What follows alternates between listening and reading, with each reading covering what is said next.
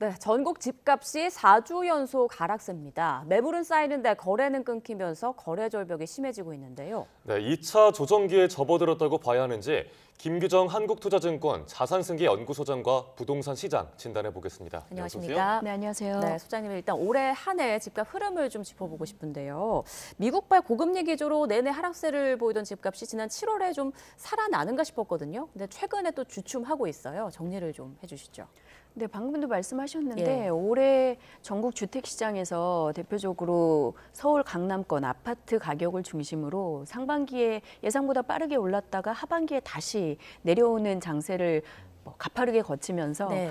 일부 분들은 롤러코스터 타는 것 같았다라고도 표현을 하시더라고요. 네. 지난해 하반기 중심으로 서울 지역 아파트 가격이 실거래가 지수 기준 22% 정도 하락을 했었죠. 급격하게 하반기에 가격이 내리면서 올해 1월부터 급매물 중심의 거래가 활발해져서 상반기부터 실거래 지수 기준으로는 서울 아파트 가격이 이미 상승세로 네. 전환이 됐었습니다. 그래서 3분기에는 아파트, 주택 시장 전반적으로 전국이 상승세로 전환이 됐었는데 저희가 기대했던 것보다 미국 연준의 금리 인하가 좀 점점 지연이 되고 시장 금리가 또 중반부터는 주담대 금리가 오르면서 수요자들이 자금 마련과 거래를 하기가 좀 어려워졌었죠. 네. 그래서 4분기 현재는 서울 외곽권부터 시작된 아파트 가격 조정이 강남권까지 확대가 되어 있는 상황이고 전국적으로도 한국부동산원이 발표하는 주간 아파트 가격 변동률 지수가 서울은 네. 3주째, 전국은 4주 연속 조정을 보이고 있는 상황입니다. 그래서 이런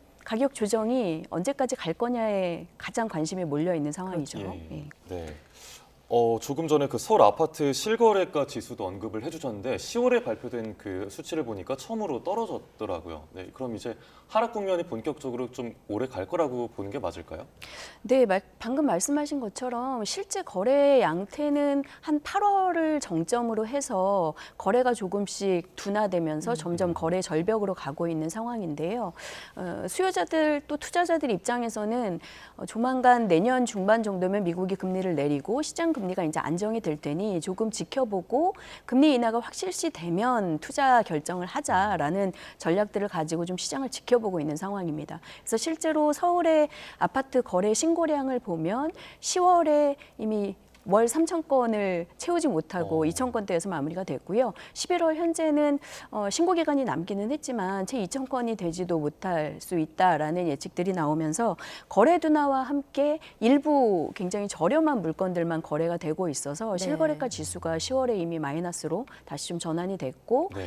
지수 변동률로도 전반적으로 주간 하락세를 보이는 지역들이 점점 확대가 되고 있는 상황입니다. 그래서 실제 상반기에 좀 빠르게 회복 양태를 보였던 주택 시장이 2차 조정에 들어간 걸로 보는 게 맞을 것 같고요. 다만 이게 급격한 하락이나 급락장으로 연결될 것이냐에 대해서는 좀 의견이 분분합니다. 아무래도 이제 금리가 다시 좀 안정되게 되면 주택이나 부동산 투자에는 아무래도 현재보다는 상황이 나아질 수도 있기 때문에 약간의 조정을 거치다 살아날 거다라는 기대들도 있고 금리 인하 자체가 경기 부진을 의미하는 거기 때문에 좀 생각보다 조정이나 하락이 커지거나 길어질 수 있다라는 의견이 현재 좀 팽팽히 맞서고 있는 상황이어서 투자자들이 이 안에서 더 좀 신중한 모습들을 보이고 있다 보니 당분간은 거래가 부진하면서 가격이 좀 약보합세를 보이는 상황이 적어도 서울 투자 선호 지역에서도 내년 1분기까지는 이어질 것으로 보고 있습니다. 네. 네, 네, 서울 안에서도 지역마다 약간 하락폭의 차이가 좀 크더라고요. 일단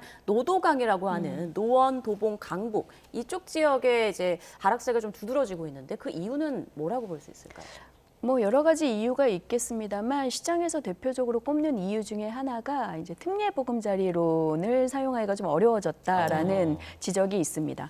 올해 1월에 이제 시장의 부양을 위해서 특례보금자리론이 정책금융상품으로 마련이 됐었고 지난 9월 말 종료되기 전까지는 사실 소득에 상관없이 9억 원 이하 주택을 구매하실 때 최대 5억까지 LTV나 DTI 좀 완화된 수준에 따라서 4%대 고정금리로 대출을 쓰실 수가 있어서 이 부분이 올해 상반기에 회복세가 나타나는데 상당히 불쏘시개 역할을 했다라는 진단들도 많았었죠. 근데 이게 9월 말에 종료가 됐고 현재는 서민 이제 소득 기준에 맞춰서 우대형 특례보금자리론만 쓰이고 있고 이마저도 내년 1월이면 종료될 예정이기 때문에 이런 대출 부분이 좀 어려워진 데다가 네. 중간에 주담대 금리가 다시 상승하는 것들이 맞물리면서 외곽 지역에서 먼저 수요자들이 이탈해서 가격 조정이 컸다라는 진단들이 나옵니다. 네, 근데 뭐 노도강 지역도 떨어졌는데 이 와중에 그 강남 지역에서 넉 달 만에 아파트 가격이 7억이 떨어져서 거래가 됐다는 내용이 있더라고요. 그래서 강남 지역 상승세도 이제 좀 주춤한다. 뭐 강남 불패도 끝난 게 아니냐 이런 얘기가 나오고 있는데 실제 시장 상황은 어떻습니까?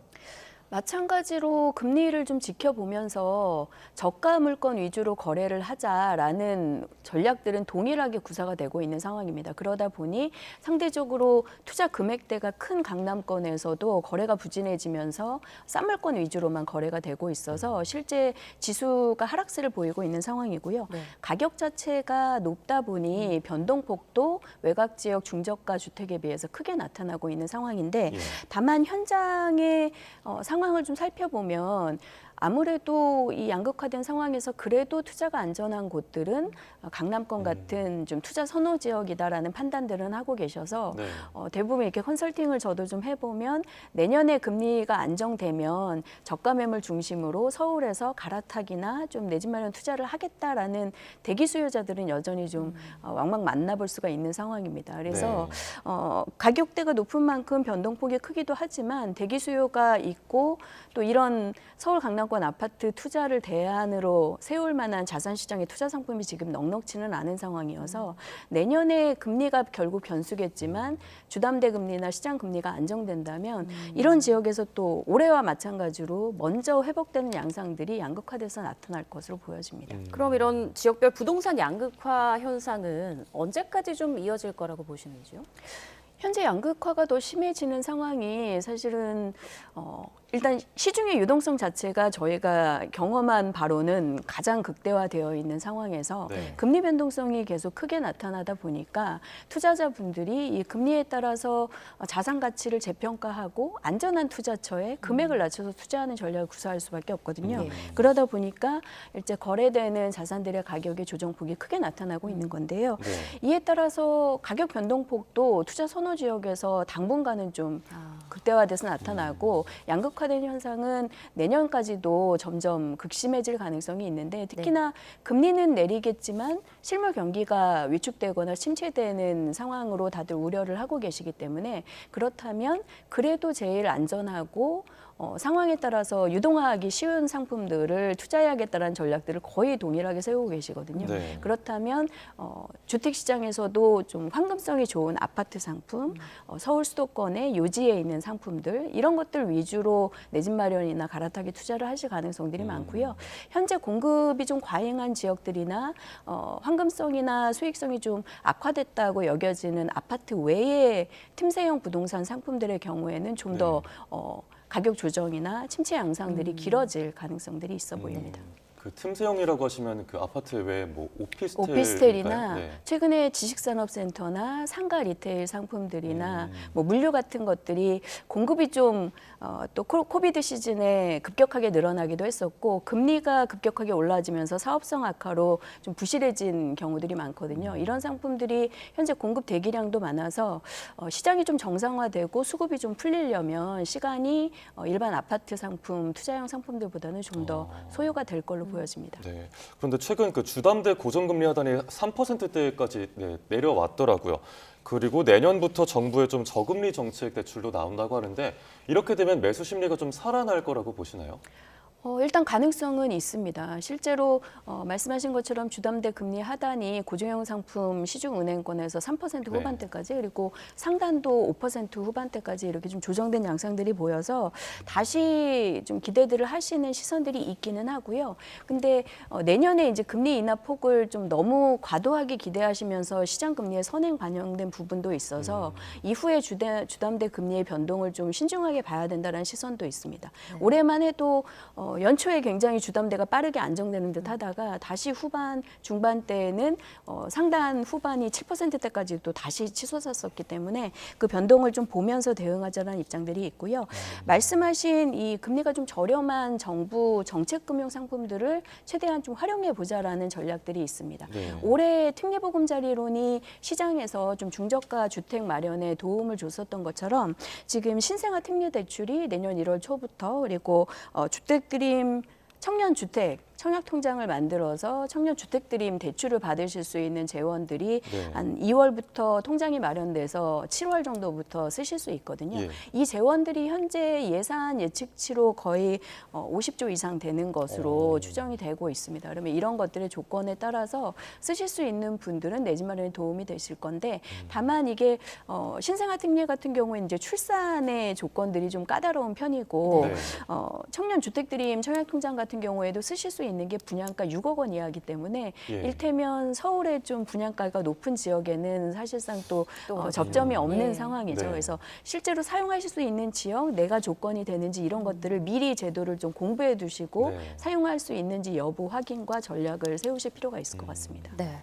자, 이렇게 매매값은 좀 주춤하는 반면 서울 아파트 전세값은 내내 오름세를 보이고 있단 말이죠. 지금 상황이 어느 정도인가요?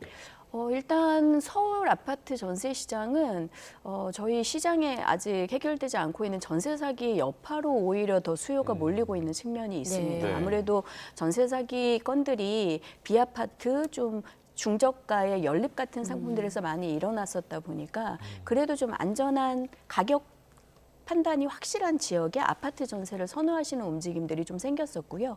특히 서울의 주택 매매, 아파트 매매가 좀 급격하게 침체되고 거래량이 줄어들면서 결국 그 수요자들이 전세 시장으로 머물게 되는 네. 이런 수요자들의 흐름 때문에 서울에 좀 주거 안정돼 있는 지역의 아파트 전세 가격 중심으로는 오름세가 나타나고 있는 상황입니다. 그래서 주간 아파트 가격 변동률 한국부동산원 통계로도 서울의 매매는 주간 하락하는데 전세는 계속 오르고 있는 양상이거든요. 네. 근데 다만 이런 것들을 전체적인 전세 시장의 흐름하고는 좀 따로 떼어서 봐야 한다는 그래야겠네요. 지적이 있습니다. 예. 여전히 비서울 비아파트 유형의 전세 시장에서는 역전세 상황이 남아 있고 전세 사기 문제도 해결되지 않은 상황으로 네. 시장의 대립이 있기 때문에 특정 수급이나 수요자들의 쏠림 현상 때문에 일시적으로 좀 전세가 오르는 것들 혹은 서울은 내년에 또 입주 물량이 부족하기 때문에 혹은 학군 수요나 이런 것들 때문에 일시적으로 전세 수요 쏠림이 나타나는 거기도 해서 이런 부분들을 좀 과대 해석하거나 다른 지역까지 통용하기는 좀 어렵다. 그래서 네. 전체적인 전세 시장의 안정성은 좀 다르게 재단해야 된다라는 지적들이 있습니다. 아, 네. 조금 전에 말씀해 주신 대로 그 전세값을 끌어올린 요인 가운데 하나가 전세 사기 피해였잖아요. 네. 그런데 특별법이 시행된 지 이제 7개월 정도가 됐는데 피해자들은 여전히 좀 그 특별법 보완을 계속해서 요구하고 있습니다. 이게 어떤 부분을 그 한계를 느끼고 피해자들이 보완을 요구하고 있는 건가요? 일단 5월에 마련됐던 특별법에 실제 이제 적용되는 혜택들이나 구제 방안들이 현실적으로 좀 부족하다라는 지적들인 거죠. 네. 그래서 특별법이 6월부터 시행이 되면서 한 9,100여 명 정도가 피해자로 이제 확정이 돼서 3,000분 정도가 이제 구제 대상으로 적용이 돼서 진행을 하고 있는데 네. 이 진행되는 방식이라는 게 결국에는 경매 등이 넘어갔을 때 우선 매수권을 갖는다던가 낙찰이 됐을 때 대출을 좀 지원해 준다던가 이런 방안이다 보니까 실제로 선구제를 좀 더 확대해야 된다. 그리고 피해자 지정 요건이나 이런 것들을 완화해 달라라는 요구들이 있어서 그간에도 이 특별법을 조금 완화하거나 보완하겠다라는 얘기들은 정치권에서도 흘러나왔었는데 실제로 특별법 개정안이 진척이 되지는 못한 상황이다 보니까 실제로 약속한 특별법의 보완 개정을 좀 빠르게 실행해 달라라는 요구들이 나오고 예. 최근에 뭐 삭발을 하신다던가 이런 사회적인 대응으로도 번지고 있는 상황입니다. 그래서 전세 사기 문제가 해결되지 않은 건들이 많고 여전히 치솟았던 2년 전 정도의 전세 가격과 비교하면 역전세 상황에 놓여서 여전히 좀 전세 보증금 반환이나 이런 것들의 문제가 생길 수 있는 곳들이 많이 있기 때문에 이런 부분들을 좀 단계별로 어떻게 처리할지에 대한 대안들이 좀 더 마련되어야 할 것 같기는 합니다. 네, 이제 또 하나 문제가 되고 있는 게 부동산 PF 관련한 건데요. 뭐 최근에는 이름만 들어도 알만한 그런 중견 건설사들까지 거론이 되더라고요. 먼저 PF가 뭔지 좀 간단히 설명해 주시고 지금 상황도 좀 전해 주시죠. 네, PF의 특징이라고 이제 많이 들으셨을 텐데, 뭐 아파트를 짓거나 부동산 이제 건설을 하는 프로젝트의 사업성을 보고 증권사나 은행이나 이런 금융권에서 그 사업 대금을 빌려주는 겁니다. 그 네. 대출이 사실 저희가 일반적으로 받는 주택담보대출이나 이런 것처럼 어떤 실물 담보가 있는 게 아니라 이후에 그 진행될 건설 사업의 분양 대금에서 들어올 사업성들을 보고 대출을 해주는 거다 보니까 지금처럼 급격하게 시장 금리가 오르거나 건설 경기가 악화돼서 사업이 아예 착공을 하지 못한다거나 분양이 미진해진다거나 뭐 이런 식으로 네. 됐을 때 그 사업성이 악화되면서 실제 PF 그 대출의 상환 차입에도 문제가 생기는 상황들을 보실 수가 있는데 지금 그럴 수 있는 위험성이 좀 높다라는 진단들이 나오는 겁니다. 그래서 말씀하신 것처럼 좀 시공순위가 높은 양질의 중견 건설사에서도 현재 부채는 아니지만 나중에 이 프로젝트 사업들이 문제가 생겼을 때 시행사들이 부도가 나거나 했을 때 본인이 채무로 떠안게 될 수 있는 우발 채무란 것들이 이제 어느 정도 되는지를 가지고 리스크를 판단들을 하는데 네. 우발 채무 규모가 좀 큰 중견 건설사들이 위험한 곳으로 지적을 받고 있고 네.